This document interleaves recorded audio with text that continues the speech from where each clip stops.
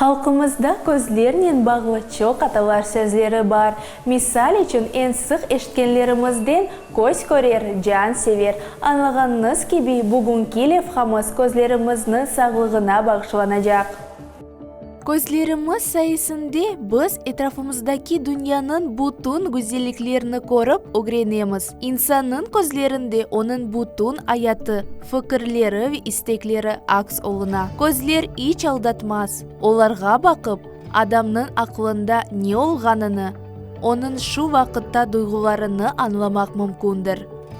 Biz daima өз көзлеріміздің сағлығыны түшінмек керекміз. Көзден ирақ олған, гөнлүүден де ирақ олыр дейлер. Сонки yılları көзнен бағлы меселелер афсузки арта бере. Эксерияларда біз өзіміз қабатлымыз. Телефонлар, компьютерлер башында чоқ отырып вақыт кечереміз. Uzak көрмек ve yakın көрмемек, yani близорукость ve дальнозоркость en sık rast gelген hastalıktır.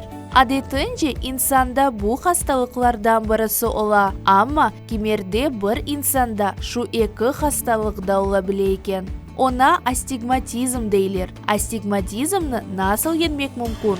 Келіңіз мультихастылардан sorabilik. При данном дефекте световые лучи, проходя через роговицу, имеют разную силу преломления.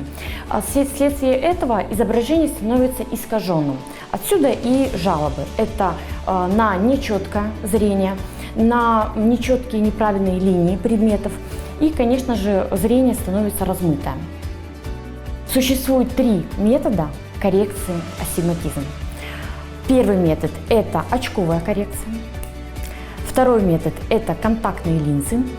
Ну и третий метод самый радикальный – это эксимер, лазерная коррекция зрения.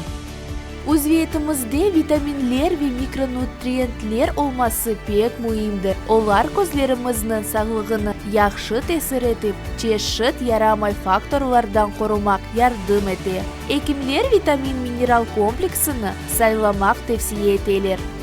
Витамины действительно нужно употреблять для зрения, но я бы начала изначально, это первое, здоровый образ жизни. То есть спорт, активная физическая нагрузка, это номер 1. Затем, конечно же, правильное сбалансированное питание, это белки, жиры, углеводы с обогащенными макро- и микроэлементами. Также делаем акцент на рыбные продукты, морепродукты и так далее.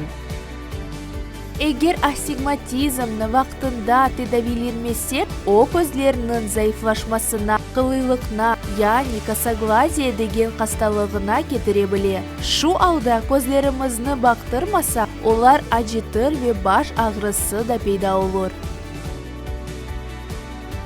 Көзлерimiz insanın içki dünyasıdır.